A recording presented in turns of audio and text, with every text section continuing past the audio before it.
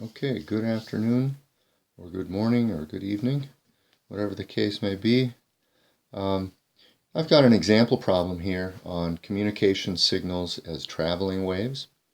And so basically we're talking about a periodic signal, a signal, let's call it S of t, that is a function of time and is varying like a sine wave, for example. And here we're given the frequency of 1500 hertz, and we're asked to calculate the period in the units of seconds. And what I'm going to do is I'm going to use the fact that the period is 1 over the frequency. They're inverses of each other. And so I'm going to calculate the period as 1 over f. And so t is my unknown, f is my known, and this is an easy equation to plug into. I've already got my frequency in hertz, so if I plug in the 1500, I'm going to get an answer in seconds. So you could just say 1/1500th of a second, or you go ahead and type 1500 into your calculator and hit the 1 over x button, which on my calculator is here to the -1, and I get 6.67 times 10 to the -4 seconds. Does that make sense? Let's see.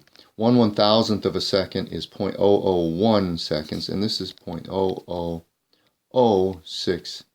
Let's just call it 67 seconds. So yeah, it's 2/3 of 0.001 second.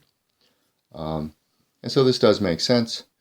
So we've calculated in the units of seconds here.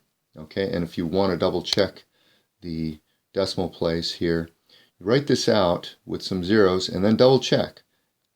We're at 10 to the -4, and we're supposed to take the decimal place over 4 places. So 1, 2, 3, 4, and it gets me to 6.7, which is what I started with. So that's how you check that. You just count the number of places over that you go here.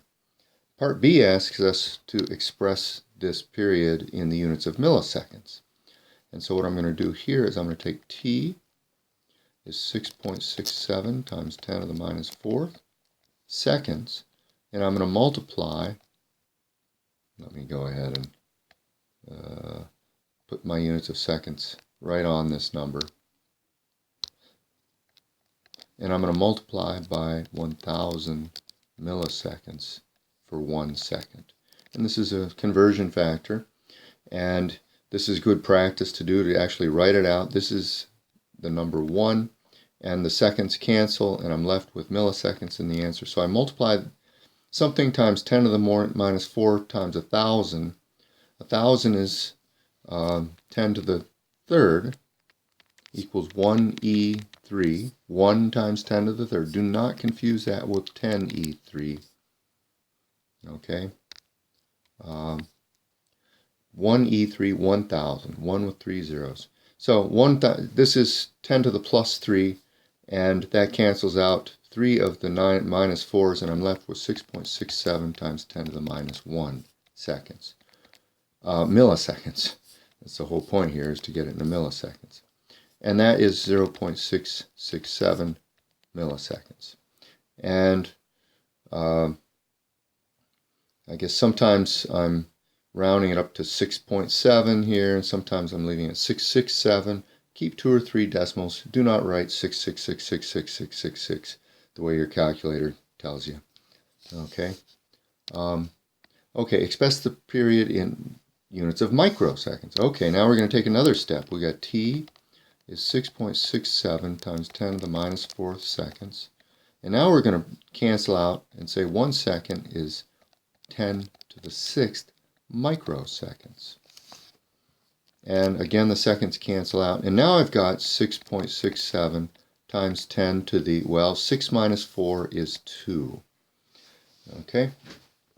And so this is 667 microseconds. And you can see the 667 here, 3 decimal places down from the milliseconds. So it's milli, then down to micro. Finally, in part D, it says, how long does it take for 1 million periods of the wave to pass by? And so I guess I don't have a special equation for this, but I can say that the time for n periods is n times the time for 1 period. and 1 million is 1e6 times the period for 1. Let's say we have 6.67 times 10 to the minus 4th. And 6 minus 4 is 2, so I get 6.67 e to the 2, or 667 seconds. Okay, that's how long it takes for 1 million periods to go by of this wave. Now let's just double check here, that do our sanity check on these answers. This is 1,500 per second, 1,500 hertz. Let's round that off to 1,000 per second and see if we get a period which is more or less equal to 1 millisecond. 1,000 per second should be a 1 millisecond for the period. And here it really is. It's 0.67 milliseconds, so it's just a little bit less than a millisecond. 667 microseconds.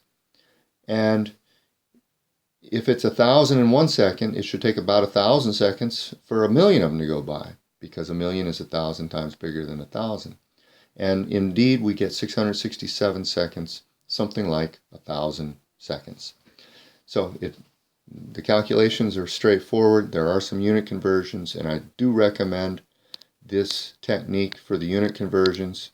Okay, you're much less likely to make a mistake if you use these conversion factors.